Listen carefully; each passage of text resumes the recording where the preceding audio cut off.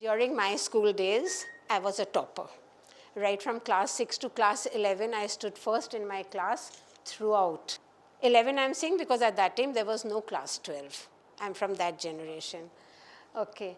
And even in college, I stood second in the university. I had taken a botany honors.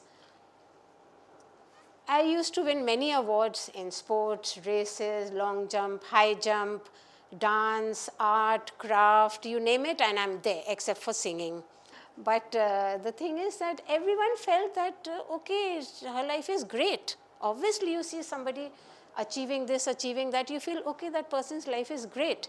But it wasn't so. It wasn't so great. It was beautiful, definitely winning and achieving and everything. But that fear of exams that I had, very few people were aware of it. Very few people could see that side of me where I was afraid of exams. Though I had the support of my family, my parents, my siblings also, and a few friends, yet they did not know how to cure me of it, how to go to the root problem and get me to, come out of that fear. Then that fear slowly and steadily it started percolating into different areas of my life. Why? Because that fear didn't remain stagnant only to exams. Anything I would try to attempt, I was not able to do it. Then I took it upon myself to get out of it myself. So I picked up books, I studied, I did many things. I studied the research materials of scientists, everything, whatever I could. And slowly and steadily, I sort of came out of that fear. But then I was seeing, hearing, and reading in the newspapers about children committing suicide. Why? Because of the fear of exams, whether the results will be good or not, whether the parents will be happy with them or not. I mean, it was, I used to feel it's not worth it. Your life, to finish your life just because of exams, which is not the major part of your life. It's a small, minuscule part if you consider it small. And if you make it major, then it becomes the hawa that we are making it nowadays. So we don't necessarily have to give exams the importance it is demanding nowadays, which is because of competitions, mainly. Competitions which parents feel. Mainly it's the parents feel that competition with other children. When they see this person's child is going for karate classes, oh, he's got this belt, this color, I don't know what color belts there are, except for the black belt in the end. So when they are saying, okay, this child is achieving so much at such a small age, let me also put my child. This person's child has gone for dance, you want to put your child for dance, right? Anything, the person is going for art, craft. Now there are so many things which parents are wanting their children to do. It's great because parents are giving the children that all-round knowledge. But there has to be a limit. Limit means you have to understand your own child's strengths, your own child's interest, your own child's aptitudes.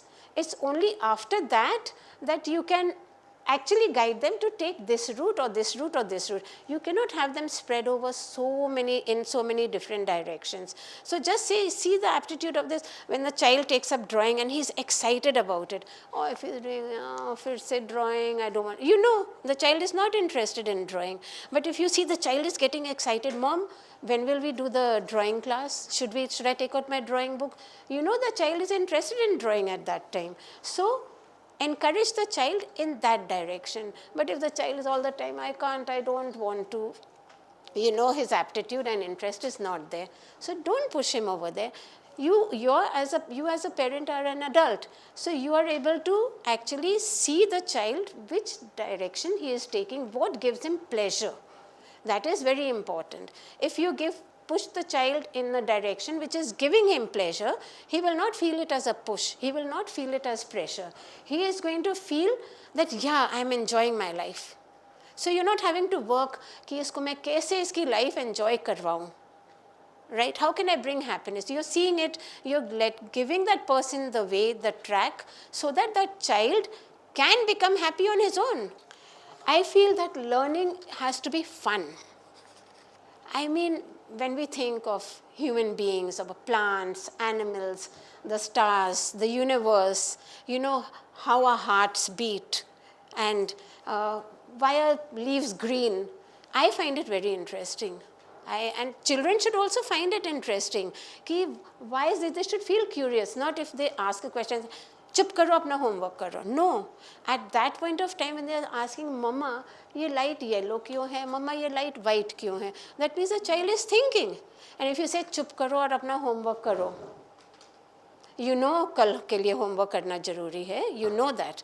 But what is more important? Your child is more important than that homework for tomorrow. Your child must always come first, right? So what you have to do is make the child enjoy whatever he is doing, or make him do what he is enjoying. Either of the two can be done.